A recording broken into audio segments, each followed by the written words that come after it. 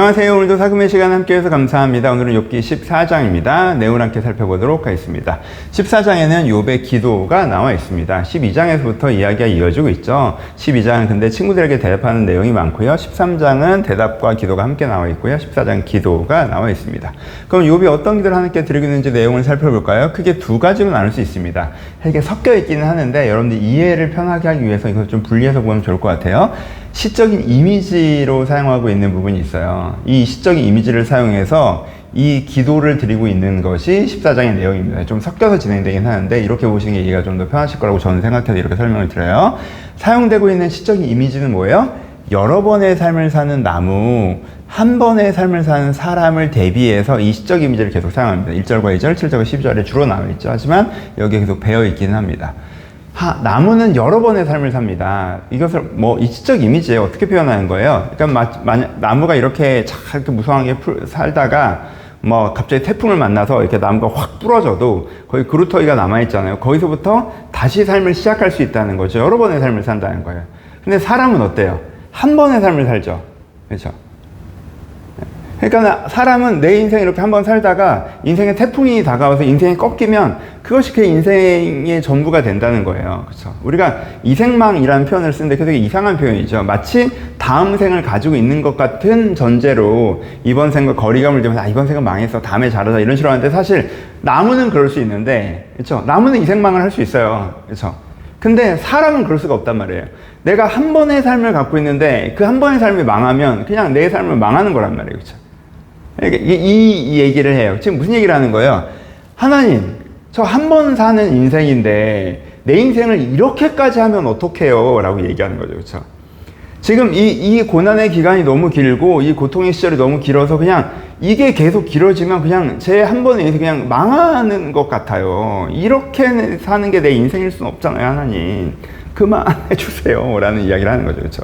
그러니까 너무하십니다. 라는 말을 되게 이제 시적, 나 한 번밖에 없는 나의 삶을 이렇게까지 무너뜨리지 않으셨으면 좋겠다라고 하는 이야기를 이 여러 번의 삶을 사는 나무와 한 번 사는 삶에 대비해서 이야기하고 있습니다.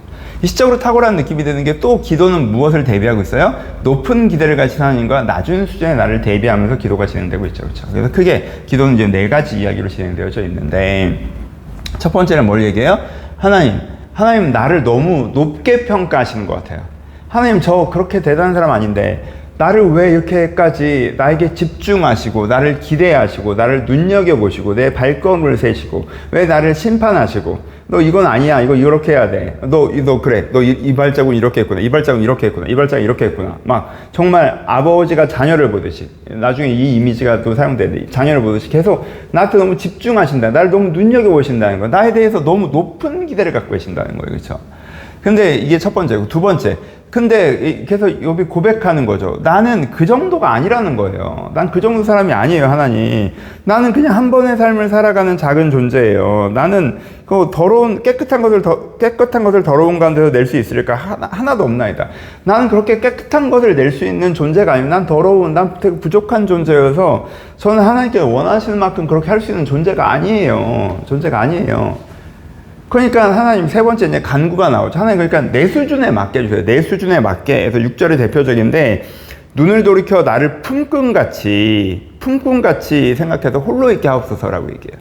여러분, 품꾼은 일 시켰으면, 일 다 했으면 그래 집에 가 하고 걔가 집에 가서 뭐 하는지 신경 안 쓰죠. 근데 자녀는 어때요? 품꾼과 자녀가 대비되잖아요. 내 아들은, 내가 이제 아들이 일 끝나고 집에 와도 그 아들을 계속 쳐다보고 있고, 그렇죠? 아들을 내가 돌보고 아들을 가르치고 하잖아요. 그러니까 나를 너무 아들처럼 생각하시는데 그러지 마시고 내 수준에 맞게 품꾼처럼 생각해서 나를 좀 혼자 두세요. 나를 좀 홀로 있게 해주세요. 라고 얘기하는 거예요. 그렇죠?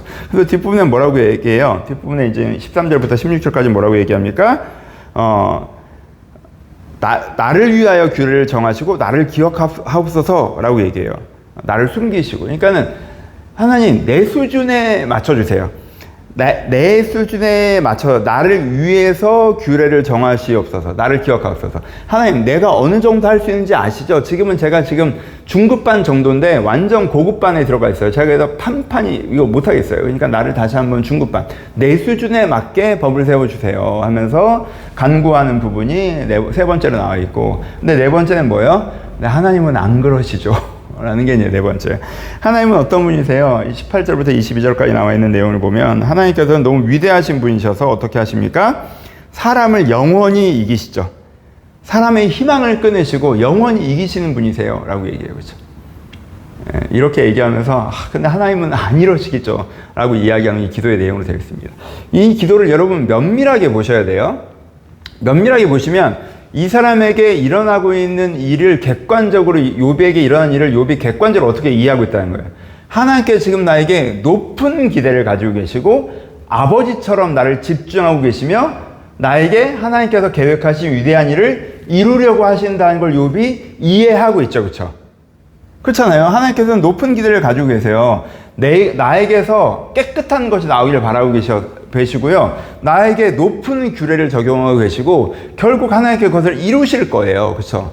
그러니까 객관적으로 얘기하면 하나님께서 지금 나를 택하시사 하나님의 위대한 일을 이루어 가신다는 것을 이야기하고 있는 거죠. 객관적으로는 그걸 욥이 알고 있어요. 근데 욥이 지금 뭘 얘기하는 거예요? 자기 힘듦을 감정적으로 얘기해서 이 객관적인 위대한 신앙 고백, 이 객관적인 위대한 신앙 고백을 하고 있지만 그것에 자기의 힘듦의 감정을 담아서 하나님 전 그렇게까지 왜 이렇게 높은 기준으로 나를 이렇게 기대를 크게 하세요? 전 그렇게까지 대단한 사람이 아니세요. 아니에요. 하나님 차라리 수준을 낮춰주세요. 근데 주님께서는 결국 주의 뜻을 이루시겠죠. 주님께서 다 이기시겠죠. 라고 내 힘듦을 담아서 고백하는 거예요. 그렇죠? 그러니까 사실은 되게 14장은 명문이에요. 되게 잘 쓴 글이에요. 이게 보세요. 이게 안 중요한 얘기지만 시적으로는 여러 번의 삶을 사는 나무 한 번의 삶을 사는 나를 대비하고 있죠. 그렇죠? 그리고 높은 기대를 하시는 하나님과 낮은 수준의 나를 대비하고 있어요. 근데 나는 나무보다 위대하죠. 나는 이렇게 한 번의 삶을 살아서 초라한 삶을 사는 게 아니라 하나님의 높은 기대의 수준을 이루어갈 사람이죠. 그래서 이게 묘한 대비와 대칭을 이루고 있으면서 진행되고 있고 또 하나는 뭐예요? 되게 부정적인 이야기. 왜 이렇게 기대를 크게 가져? 나는 그 정도가 아닌데 내 수준에 맞춰주세요. 근데 하나님 뜻대로 하겠지? 라는 감정적으로는 되게 부정적인 얘기인 것 같지만 여기에 담겨있는 깊은 신앙 고백은 하나님께서 내 인생에 나 자신에 대해서 위대한 계획을 갖고 계시고 나의 부족에도 불구하고 하나님께서 결국 그것들을 이루어 가신다라는 이야기를 하고 있잖아요. 그래서 약간 대비되면서 이게 그 흑백인 것처럼 반대의 표현을 쓰면서 그 의미를 살리되 여전히 이쪽의 의미도 살리는 중요하지 않은 얘기인데 하여튼 그 명문이다. 안 중요하죠. 얘기를 했고요. 적용합시다. 적용. 두 가지로 적용하면 첫 번째는 나에 대한 평가와 기대에 대해서 한번 그냥 적용해 볼 수 있을 것 같아요. 여러분 사람이 자기에 대한 평가와 기대를 할 때 하나님과 사람 사이에 나에 대한 평가를 기대를 한다면 나라는 사람의 이렇게 좀 이렇게 재미있게 표현하면 보통 사람들은 나의 환경에 대해서는 하나님과 나 사이에 내가 기대가 더 높은 경우가 많고 나라는 사람에 대해서는 하나님과 나 사이에 하나님의 기대가 높은 경우가 많다라고 저는 생각해요. 그러니까 하나님은 이 정도면 충분히 먹고 살만하고 행복하게 살 수 있는 상황이지 환경이지라는데 하나님 불안해서 어떻게 엄청 쌓아놔야죠. 더 많이 주셔야죠. 라고 할 때가 많고 나라는 사람에 대해서는 하나님은 너는 정말 내가 아름답게 만든 사람이어서 네가 이런 성장 과정을 통해서 이렇게 훌륭한 사람, 이렇게 성숙한 사람, 이렇게 아름다운 사람이 될 수 있어 라고 하면 나는 하나님 저는 그 정도가 아니에요. 저는 저는 인격적으로 그렇게 이런 경우들이 되게 많다는 거죠. 그래서 오히려 하나님의 기준에 좀 맞춰가실 필요가 있습니다. 다 그런 건 아니지만 물론 가끔은 환경도 우리가 더 낮은 기대를 가질 때가 있죠. 하나님께서는 더 많은 것들을 해주려고 하시는데 내가 여기가 좋사오니 할 때도 있지만 일반적인 경우를 얘기하는 거예요. 그냥 그래서 내가 거꾸로 되어 있지는 않나. 환경적으로 하나님께서 충분히 주셨는데 내 불안 때문에 더 많이 가져야 된다고 생각하고 있고 사람에 대해서는 하나님께서 내가 더 성숙하고 영혼권의 아름다운 모습을 가질 수 있다고 하나님께서 기대하시는데 나는 내가 이렇게 나를 낮추어 보고 있지는 않나라고 생각해서 사람으로서 더 높은 기대를 가지고 환경에 대해서는 하나님과 한번 얘기해 보시는 그런 것들이 있었으면 좋겠다라고 얘기하고요. 두 번째 이제 힘듦의 고백을 계속 하고 있는 거죠. 욥 전반으로 이제는 힘듦의 고백을 하고 있는 건데 이것도 이제는 뭐예요? 알겠는데 힘들어요가 사실 욥의 고백인 부분이 있죠. 그렇죠? 알겠는데 힘들어요 라고 얘기하는 부분들이 있습니다.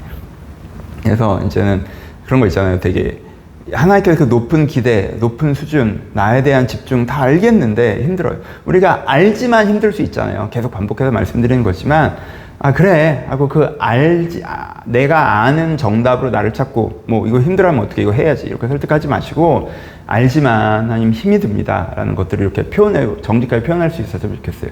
여러분 이게 어떤 의미에서는 되게 불경해 보이는 표현이잖아요. 그렇죠? 근데 정말 이렇게까지 힘듦을 고백해. 뭐 이렇게 기대가 커요. 난 그 정도 아니에요. 적당히 좀 해주세요. 나 아들로 보지 말고 그냥 품꾼으로 보세요. 이게 되게 어떤 되게 불경해 보이는 표현이잖아요. 그만큼 되게 너무 힘들다고 얘기하잖아요. 그렇게 우리 힘듦을 하나님께 고백할 수 있었으면 좋겠다라고 하는 거고요. 뭐 나무의 이미지도 한번 여러분들이 이건 뭐 큐티적으로 가져가 보시면 가끔은 그냥 내 인생을 이렇게까지 망하게 하면 어떡해. 내 인생이 한 번인데. 그래서 약간 여러분들 좀 망했다. 약간 이런 감정선이 찾아올 때 욥도 그랬다는 거. 욥도 내 삶이 이 정도면 그냥 망한 것 같은데? 라고 느껴졌던 시점이 있다라는 것들도 한번 기억해 보시면서 그렇지 않다는 거. 하나님께서 여기서부터 또 위대한 일을 해나가신다는 거. 욥을 보시면서 위로와 소망을 가지셨으면 좋겠습니다. 감사합니다.